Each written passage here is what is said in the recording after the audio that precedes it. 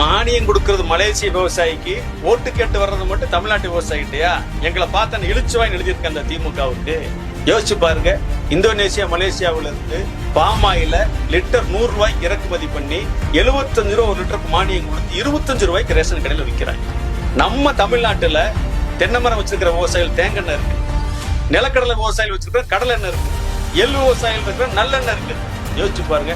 நம்ம உற்பத்தி செய்யற எந்த எண்ணெயுமே இந்த அரசு வாங்கி நம்ம வரி பணத்தை எடுத்து நம்ம நாட்டு மக்களுக்கு மானியமே கொடுக்காம இந்தோனேசிய மலேசிய விவசாயிக்கு தமிழ்நாட்டு வரி பணம் வருஷத்துக்கு 2200 கோடி ரூபாய்க்கு மேல போயிட்டு இருக்குது.